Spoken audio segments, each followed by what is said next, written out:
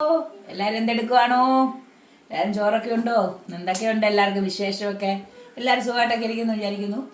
നമ്മൾ പ്രത്യേകിച്ച് എനിക്കൊന്നും പറയാനൊന്നുമില്ല. എന്നും നമ്മുടെ കാര്യങ്ങൾ, എൻ്റെ കാര്യങ്ങളെല്ലാം നിങ്ങൾക്കറിയാം. നിങ്ങളുടെ കാര്യങ്ങളൊക്കെ എന്നോട് പറയാം.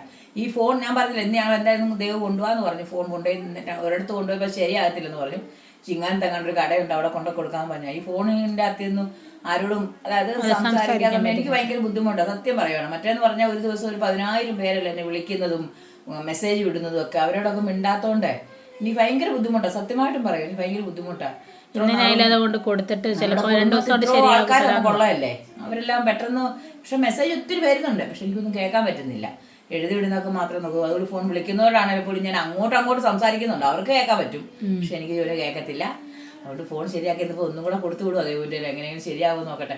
ആരാണ്ടൊക്കെ പറഞ്ഞ ഞങ്ങൾ ഇങ്ങനെ പറയുന്നത് ഫോൺ കിട്ടാൻ വേണ്ടി. ഒരിക്കലും ഞാൻ ഇന്ന് ഈ നാഴിക വരെ ഒരു മനുഷ്യനോടും ഒന്നും ചോദിച്ചിട്ടുമില്ല. ഞാൻ ഒരു കാര്യം പറഞ്ഞു, ഞാൻ എൻ്റെ ഒരു കുടുംബത്തുള്ളവരോട് പറയുന്ന പോലെ ഞാൻ പറഞ്ഞു, എൻ്റെ ഫോൺ പോയി, നിങ്ങൾ സംസാരിക്കുമ്പം എഴുതി വിടണേ, എനിക്കത് കേൾക്കാനാണേ ഞാൻ പറഞ്ഞോളൂ. അത് ഏതോ ഒരുത്തന്നെ അവരിച്ചിരി കുത്തിക്കഴപ്പുള്ളവനാണ്, പറഞ്ഞോട്ടെ, കുഴപ്പമൊന്നുമില്ല.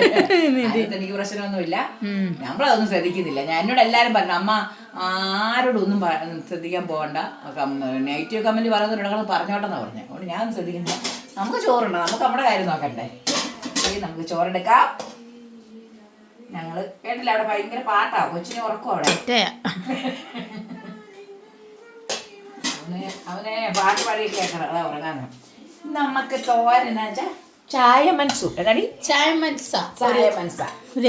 അല്ല, നമ്മൾ ആദ്യമായിട്ടൊക്കെ വെക്കുമായിരുന്നു. അതെ, വീഡിയോ കാണിച്ചു തന്നിട്ടുണ്ട്, ഇല കാണിച്ചു തന്നിട്ടുണ്ട് നമ്മുടെ വീടിന്റെ പുറകെ നിൽക്കുന്ന. അല്ലാതെ മൈസൂർ ചീര അല്ല, ചായ തീര ഒരു തരം ചീര. അത് സാമ്പാർ രാവിലെ വെച്ച് സാമ്പാർ ഇരിപ്പുണ്ടായിരുന്നു, അതുകൊണ്ട്.